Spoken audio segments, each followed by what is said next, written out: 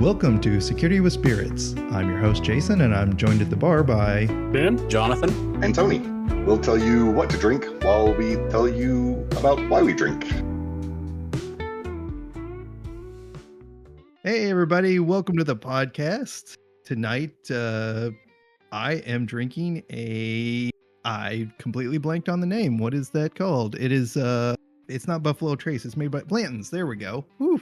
That took a long way to get there, but you know, it's maybe not my first Blanton's. But yeah, good stuff. It's I don't know. It's good. I appreciate it. It's so hard to get, and it's so hard to I don't know. But if you can get a hold of some of it, it's pretty delicious. So, Ben, what are you drinking? I've got a little bit of Jameson with some lemon and ginger. I cracked a bottle of Jameson for Christmas.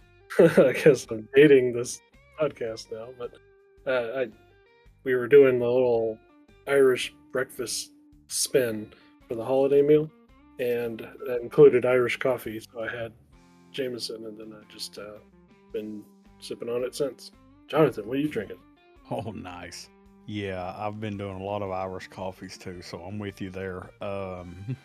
Tonight I'm rocking a margarita made from Terramana.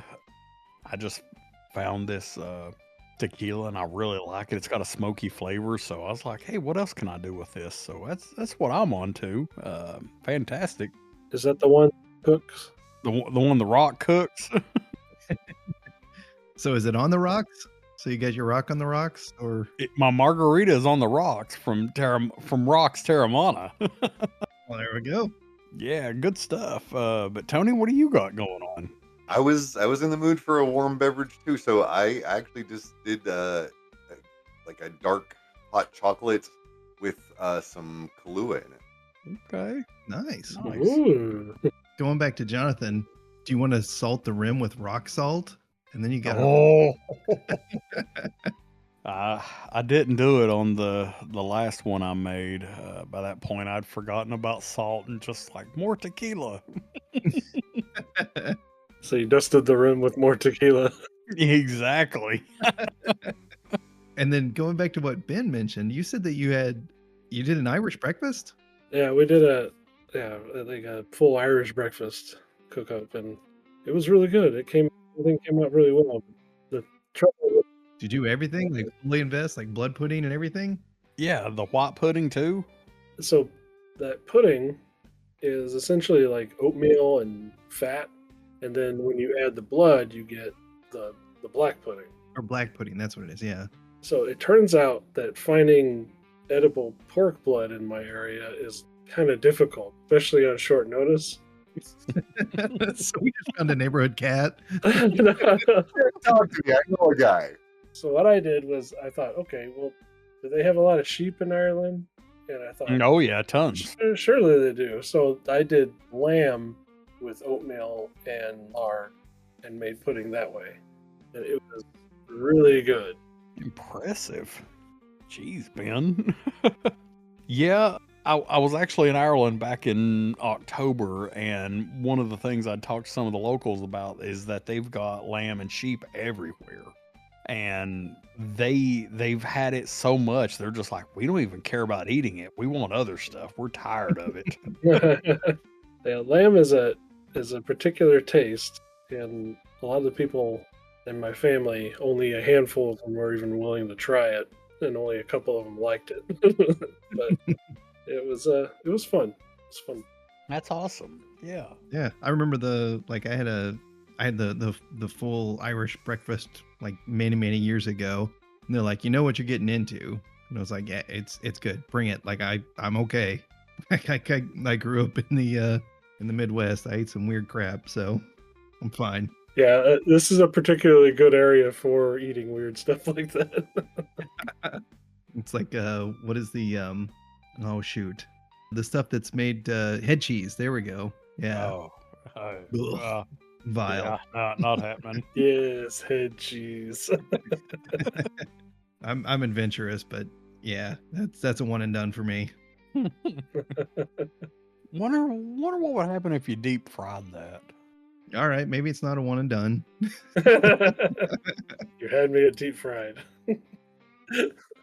Deep fry it and then add more tequila. We're fine. Oh, there you go. So today we are talking about how repressive corporate culture creates cyber sociopaths. And this idea was, do we want to share where we kind of got the idea from? Tony? Sure, we should give credit where credit's due, right? I was listening to an episode of Hidden Brain. It was an episode on wellness and being yourself, and it was an hour-long episode. There was just a little piece that relates to what we do, and they talked about how employees who are in corporate cultures where, dress codes are very strict, or they're in customer facing positions where they have to keep a fake smile on all day, things like that. Those employees sort of disconnect their personality from their work personality, and they sort of see themselves as two distinct people, and that creates sort of a moral hazard, because that disassociated personality is more willing and likely to do nefarious things. I can totally see that. It's a similar idea to the checking out, right? Like when you stop identifying yourself with the job, you have less investment in the job. Well, are these Right, and I mean, just in general, that's when you start making more mistakes. You're less productive. I mean, it's bad overall. But yeah, in particular for security, so these are specifically cybersecurity people they're doing this, or these are like the cybersecurity is everybody's job and this is somebody who's in exactly, that's what I'm talking about here. These are just employees in general. Okay. I could definitely see that come into play, because I mean, if you're a cybersecurity professional, like it's kind of like that's your hopefully that is your passion. That's where you are, and I think it would be, no matter how crappy the company treat. I mean, it's still like it's kind of ingrained in you. But I can definitely see like a person who I don't know, Bob or Jill or whoever in accounting, who was like, doesn't feel appreciated at her job, has to all of a sudden is now pulled into the office. Maybe, I could definitely see him being like, not necessarily intentionally malicious, but maybe not being so willing to defend the castle.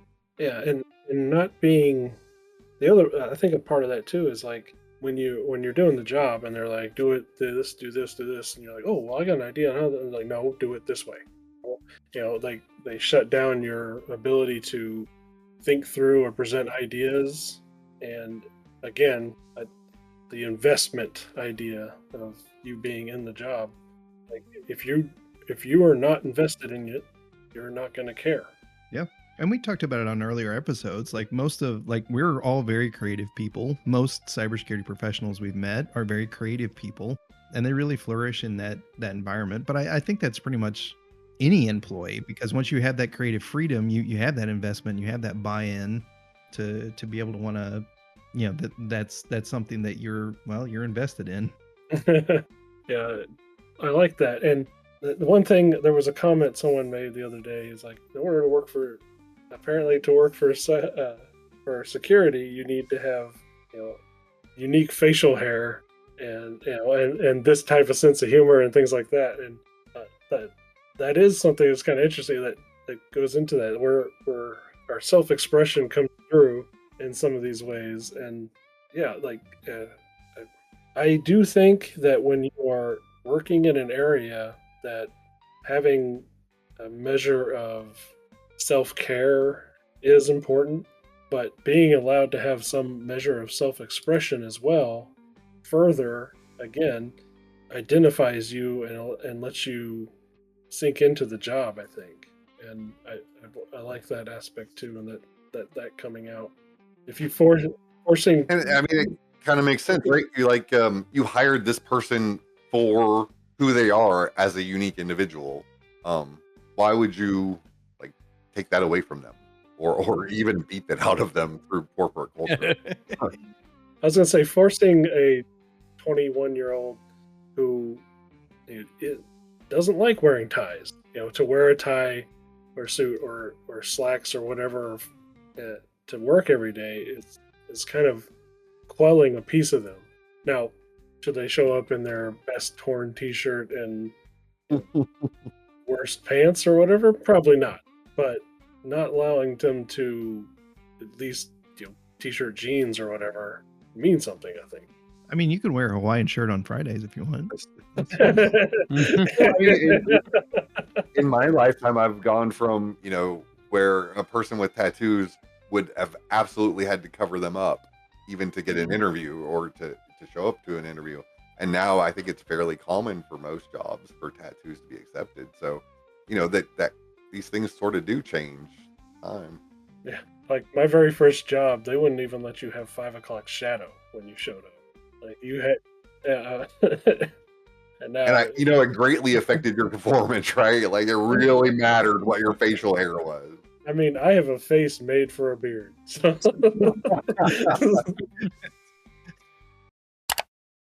This episode brought to you by Changing Your Password. Changing Your Password, keeping you safe since 1972. Well, I think as long as you're not, I mean, there are some jobs where a uniform is required. Like there are some, like they want the uniformity. That's part of their brand. That's part of their culture. I understand that. But I think as long as you're not endangering yourself, like if you're, if you like no loose clothing and you're around bandsaws all day, that's probably a good idea. Like you should probably you work in construction and wear open-toed shoes, you're probably asking to lose a toe. And then I think, don't be dirty just because, I mean, you're, respect the job. But I think that sort of creative, like if you want to have dreadlocks, as long as you keep them clean, whatever. I say that because I'm growing out dreadlocks. I would love this. This is why we need a video podcast. And yeah, like the tattoos, that's something that you see it everywhere now. Yeah. I mean, even at Disney, like you can show your tattoos. You can have a little bit of facial hair now. I think facial hair is okay. I don't know. But yeah, I think it just kind of goes back to if you treat your employees like the adults you hired them to be, they're not only going to be more productive because they're not worried about their appearance or feeling uncomfortable or anything like that, but they're going to be more invested in the company, feel more like a part of it because they aren't having to hide who they are. And, again, it really does improve security because those employees who are invested are, they're going to care about keeping their job. They're going to care about the company being successful because if an attack takes down the company, they're going to know that that affects them. Yeah, exactly. Well, I mean, once you get that investment, once you see that this is somewhere you like, this is somewhere you get that comfort, like, yeah, you're gonna stick up and defend it. So I wonder if some of this is coming from because each type of and we mentioned it earlier, each type of role has like a type. Like once you get into like more leadership type roles, it's like the suit and tie is kind of expected. Is it that like, I don't know if jealousy is the right word or if it's I have to dress up in a suit and tie, so you better look sharp too. Like, is it that mentality that's driving that? I don't know. Because that's one of the things that was brought up recently about the return to office is they're like, well, all leadership is they're expected to be in office. So they're like, well, you better be in the office too. It's just what I've read on Reddit, the most reliable source on the internet.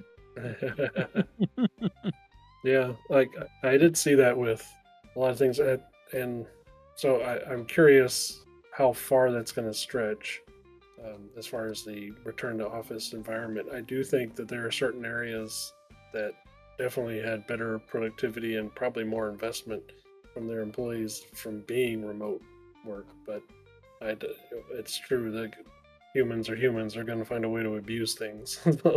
But for sure, if like you've got a whole office full of disgruntled employees that are upset that they've had to commute and go back to working in an office as opposed to working from home, those aren't people that are, your extended security team.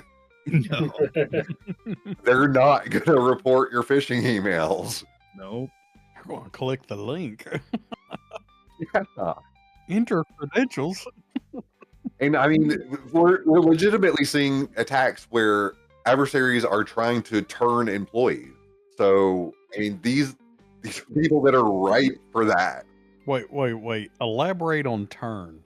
I mean, we're getting like actual insider threats where, foreign adversaries are reaching out to existing employees, offering them like legitimate money to basically turn into an insider threat, to either just feed information or give up credentials or turn a blind eye. Yeah, I mean, the game has gotten to a fairly serious level, even at enterprises the size that we deal with. And I think Idiocracy is going to end up being our Superman for Seinfeld, because I'm pretty sure we quote it on every episode. But it's true. Like the attacks that you saw that you were like, there's no way. Like 10 years ago, 15 years ago, you'd see it on TV or movies or whatever, and you'd see these types of attacks where they're like, I'll pay you all you have to do is just give me credentials or give me whatever. And then you've got 3-year salary in your bank. Like, they're like, oh my gosh, that's crazy. Nobody'd ever fall for that. And now you're like, oh man, people are doing that. I'm trying to remember. And it's not like we're talking about employees at high level companies. Like, all you have to do is get a cell phone provider employee, like the dude at the kiosk that can do a SIM swap. Yeah. Like if he's having a bad day because his boss has been chewing him out all day, for sure he's going to take $20 to swap a SIM for you. Yeah.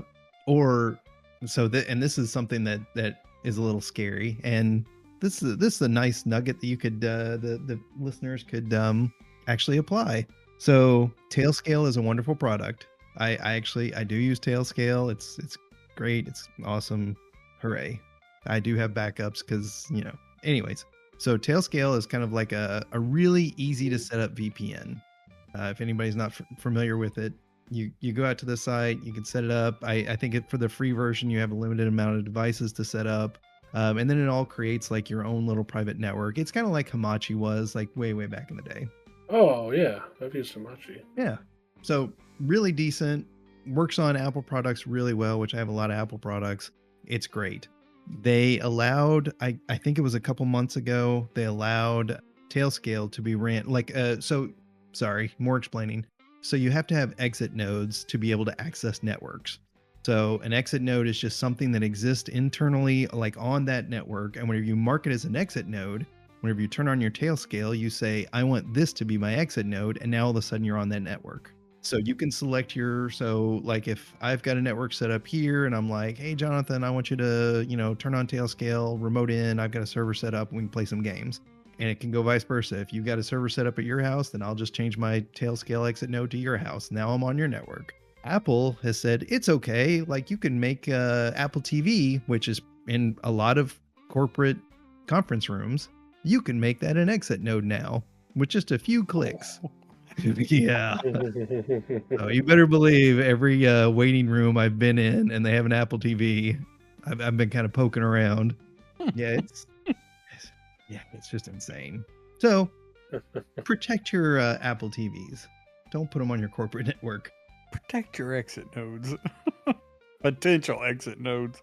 But yeah, that could be another way. Is like, all I need you to do is just create an exit node in the network. I'll give you, I'll send your CEO out to get some gift cards for you. Which, by the way, what happens whenever somebody actually needs the CEO to go out and get gift cards? Right. Or the CEO is asking somebody to get gift cards. They need to start going after the executive assistants for that. So circling back to the creative freedom that you're allowed to your creative expression or whatever that you're allowed to do at your job, what would be your limits? What's something that let's take cleanliness, of course, safety, of course, those are critical. But what's something that you would be like, no, that's too much. Sorry, that's too creative. Oh man, it's a lot like the that old expression, like you know it when you see it, kind of thing. Like there is a point. I think some of it is just some of our dynamics. Like we can put up with a lot more whenever we mesh better with the person. I think so that's going to change the parameters. I don't think you could have necessarily a hard set. But I one thing I think that is important universally is the ability to be civil and communicate respectfully. I think that pretty much to be all around. I don't think you could have people who are just straight up jerks. That just wouldn't work. Yeah, a certain level of civility is expected. Yeah. What is that what George says? Like, we're living in a society. Yeah? I use that so much. And the kids just stare at me when I say it. You're like, sit down. We're gonna watch. How many seasons are there of Seinfeld? 9. Really? That seems like there's so much more. Like, all right, sit down. No, it's 9 because that's Jerry Seinfeld's lucky number. Oh, Really? that's not really why he ended it, right? Yeah, no, they offered him tons of money and he just ended it there. Yeah. Well, so I did see the interview where he's like, it's the rule of comedy. You leave with them wanting more. And he's like, that was the point. So, yeah. Because, yeah, otherwise, I mean, And that left plenty of material for Curb Your Enthusiasm. Yeah, exactly. yeah, how many seasons does that have? I don't know on that one. I'm sorry. A lot. 12 seasons. All right. Well, now you know how to defend against the tail scale attack and how many seasons of Seinfeld and Curb Your Enthusiasm are. So this is a podcast about learning. All right. Well, I guess we've let the employees be creative and let them, feel invested and loved in their company. And now it's time for us to go, I don't know, drink more. I'm not sure what happens after this.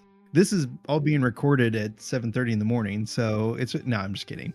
Anyways, at that poor attempt at humor, I'm Jason. This has been Jonathan.